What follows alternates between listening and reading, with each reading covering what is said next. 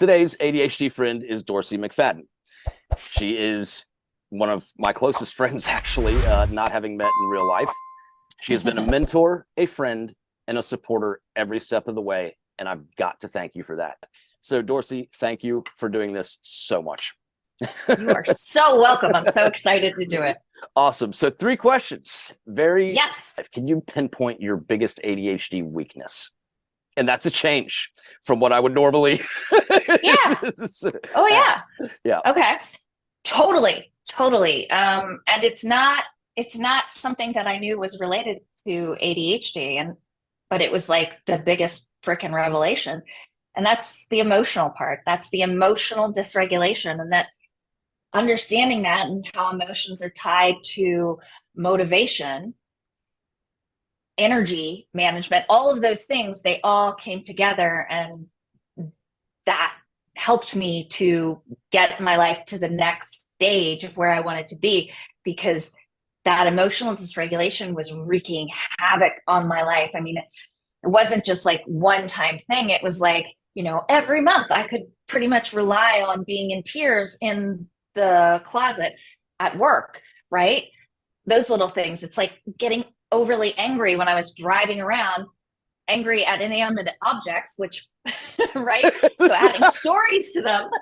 Yeah. I totally get that. I totally get that. Yes.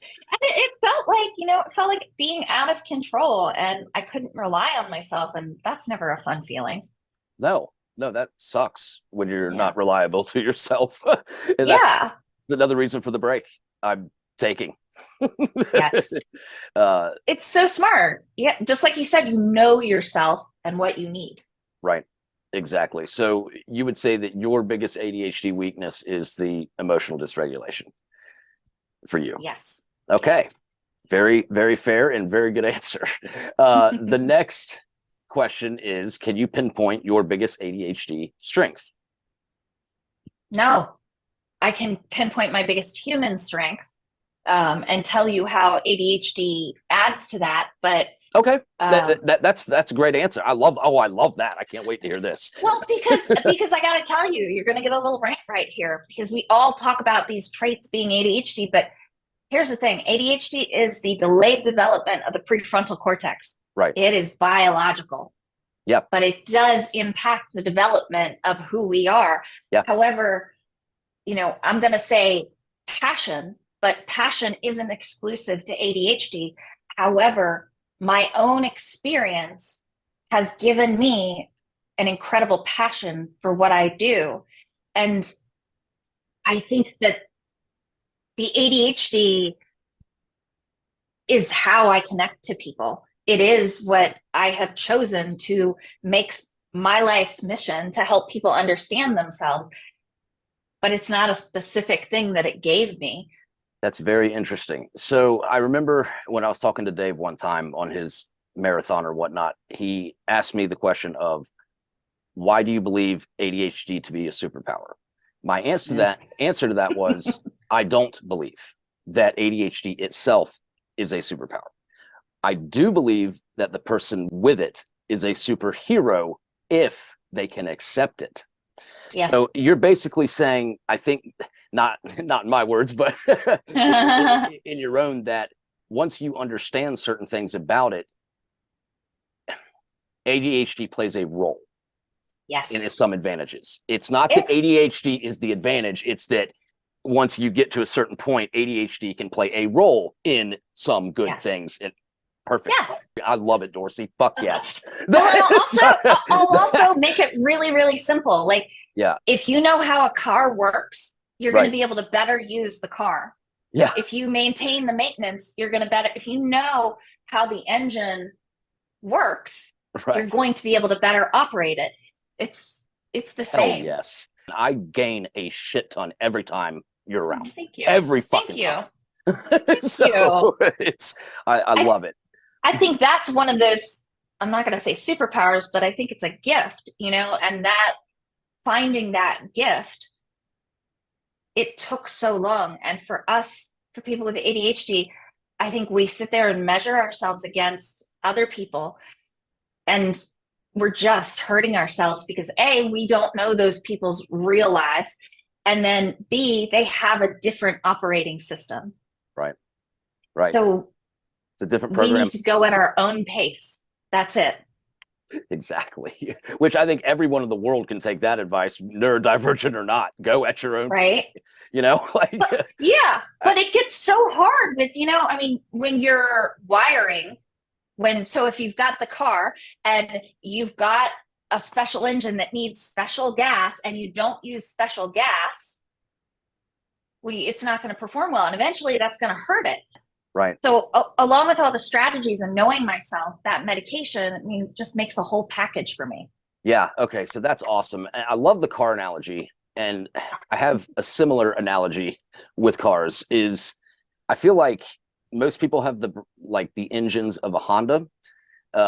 Their brains are a Honda, right? It always starts, it always keeps going. I mean, like basically there's no more reliable vehicle than a Honda. Like, let's be honest. And ours is more of a Ferrari. But Ferraris break a lot. And it takes bicycle brakes. That's what a lot of the professionals say. You have a Ferrari engine and bicycle brakes. Well, right. But it's also like when it breaks, it takes so long to get the parts for a Ferrari. I mean, it takes a month. You can't just go to a Ferrari dealership in town and so it takes so long to get those parts in. But that's an excellent analogy too with the medication shortage. Right. I know. Jesus. I cannot. I feel so bad for people that are going through that right now because I just can't. It's ruining lives. It is. But the problem is that the government didn't change the amount that manufacturers could make of it. So we're going to run into the same problem and that's what has happened in the past. It's only been nationally noticed because it really affected a ton of people because of increase in diagnoses. Right. But it happens every year. Lobau Spark has started a fundraising effort for Crisis Text Line. We have a goal of $19 per episode, as $19 supports one person in their time of absolute crisis with their mental health. If you would like to donate through our fundraiser titled Lauren's Infinity, the link is listed in the episode's description. Lauren was my wife's best friend and loved by all who came into contact with her. Back to the car, Ferrari analogy is once those parts come in and it gets not fixed, but back on the road, it blows past the Honda because it's faster. But then it's going to break again. And then you're going to have the time to get this. So it's more of a stop and go than a consistent thing. At your own pace. Yeah. Right. And sometimes we're going to go backwards too. Right. Sometimes we'll get up the hill and then we'll slide backwards. And we go backwards fast sometimes, like really fast. But the thing we need to remember is progress isn't linear. Yeah, 100%. 100% agree with that. That is a great statement. Last question. That leads perfectly into the last question, which is, can you pinpoint a time in your life where you had to be the most resilient? And did you choose to be resilient, or did it just happen? Definitely just happened. Okay. I had to be the most resilient when I was trying to be what I thought other people wanted me to be. Right. So when I was trying to keep my high mask up and play the game and be seen as normal and do the typical life route thing, that is when I had to be most resilient because it was so hard. Right. So it was, you had to be, you didn't choose. And it's interesting that I think the two kind of coincide, because resilience is something that I feel a lot of people with ADHD have, but I don't think they have a choice to be. No, adversity breeds resilience. Right. You're right. But you have to remember that ADHD and this, there'll be more coming out. ADHD brains are more likely to have trauma, right? Right. Trauma makes ADHD worse. And that adversity is doing damage, but we can lift ourselves up. The question is, do we ever go back and heal that and find our natural, authentic selves, or do we just keep chugging along? Some people will keep chugging along, and the person they become is what they were meant to be, and they're very happy. I needed to go back to find my authentic self. So that adversity, it did make me stronger, and it absolutely contributed to where I am today. But being self-compassionate and letting myself say, wait, I need to heal from the past. That was also a kind of resilience, right? That's a big resilience to heal from the past. Yeah. And so resilience started to look different, I guess, is what I'm saying. It wasn't just fake it till you make it or put the mask on. It became, let's try to take the mask off. Let's try to be real. Right. And but see, and then again, that's a choice though. It is, let's try to, so that's where I'm confused about it, is because the most resilient thing I will have ever done in my life is when I step away from this. And I'm dead serious, because I don't think I've ever taken a break in my whole life. And Isn't that just self-care? And I mean that from, well, it is, but to me, I have to frame it as resilience, so my brain gets pumped up about doing it. Yeah. Except if you get into like definitions and stuff, resilience isn't an action. Well, yeah, it is. I mean, it's not a specific action, but it's getting up when you're low. It's a quality. Okay, so definitions, quality. Okay, resilience is a quality for everyone. Resilience is a quality. Dorsey knows her shit. She's educated. Listen to her. Well, no, it's just interesting because I actually just had this talk about somebody who was like, they called hyperactivity and impulsivity conditions. And I said, they're not conditions, they're states. Yeah, that's a good point. That's a really good point. We tend to get stuck on the definitions, but words really matter. They do, which is I need vast improvement of.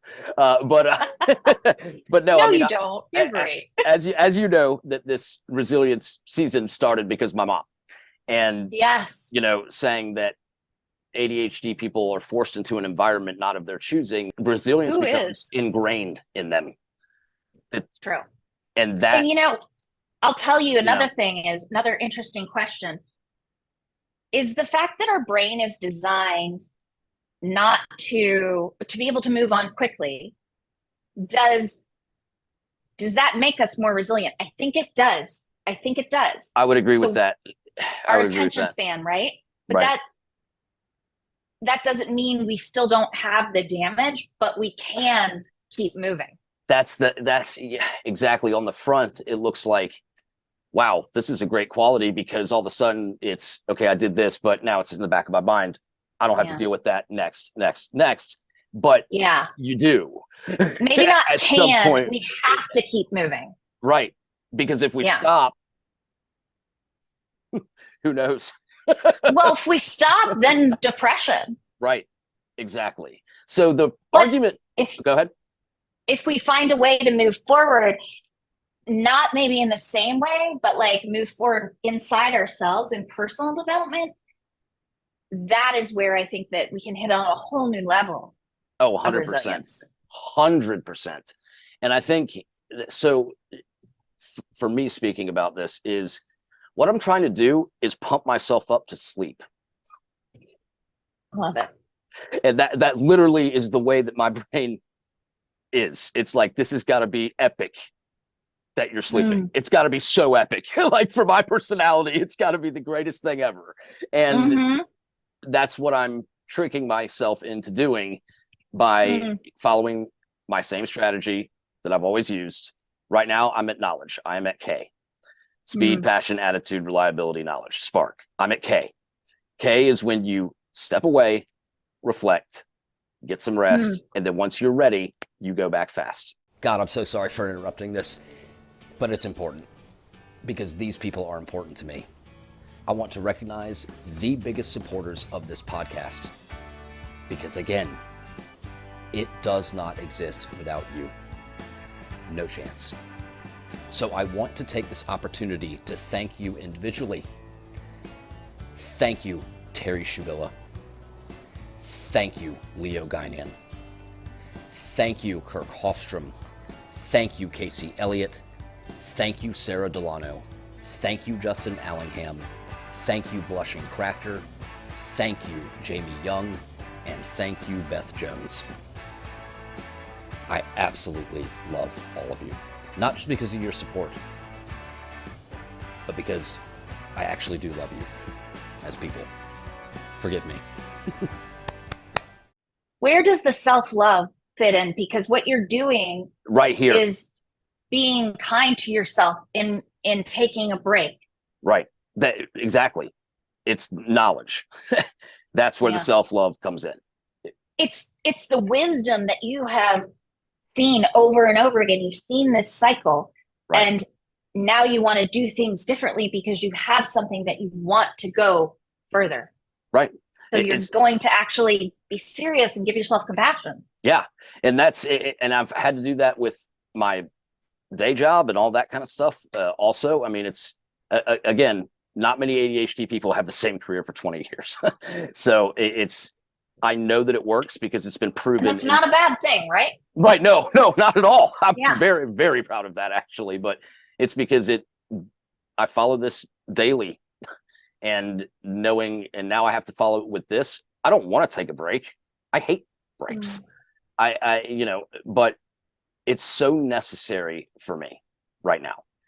And knowing that is how I'm the most resilient. It occurs to me what we're talking about is taking a pause, right? Oh, yeah. Yeah, absolutely. Which is not a natural thing. With ADHD, we don't have that muscle. But like any muscle in our body, we can build it up.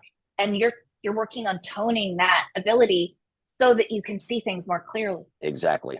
And when stuff started to get blurred together and all of that, it was like, okay, this is you should not. It was just too heavy. Yeah, well, it was too heavy. It was the last person I spoke with. It was such an incredibly dramatic conversation. I mean, it was 3 days before we spoke. One of her friends got murdered, and then it was and then it was. But she still wanted to do the recording. Wow. She still wanted to do it. I was like, we do not need to be. Is she in Virginia? No, she's in Canada. And so, and then she goes into. She's tried to end her own life 7 times. And I walked in and I was like, sweetheart, I'm going to do the hardest thing I've ever done. And I'm going to speak to a few more people that I already know, that I already trust, like you and Dave, and that, those people, and say, and then I'm taking some time here. And she goes, you want to know why that is? I said, why? She goes, well, not only do you hear this over and over, then you go back and edit it. So you are sitting there listening to these dramatic things over and over and over again. I was like, damn, you're a smart woman. Yeah. That's a lot of energy expenditure. And yes, you have a ton more than most people. Let's just be honest. And that is kind of a gift, but that doesn't mean that you don't still feel that so intensely, because that impact, that high emotion, that's also an ADHD trait. Right. So it's kind of like this is helping my ADHD and hurting it at the same time. So I've got which is big surprise. So balance. Yeah, that is what I'm attempting to do. Balance has always been a 4-letter word to me, but it's something where so I'm going to make it epic. I'm going to make it a game. I'm going to follow the same strategy and prove that I can do it. Because not a lot of people will think that I can do this. So now I'm out to prove that I can take a break. What does that mean to you? It would be joining the Friday group things that Leo is now going to run for a while when I want, and not trying to manage, did this person get enough time to talk, or did this person? I'll join from my phone on the fucking dock whenever the hell I want and leave whenever I want. Yeah. And that's so it's not so no executive function demands in this area. Exactly. And then and I'll go, like, if someone wanted to interview me, I'm fine with that. It's just for me being the one that is having to manage it or what. I need a break from that. Yeah. And No, I that's, completely get that. yeah. So that's why I'm going to take the break.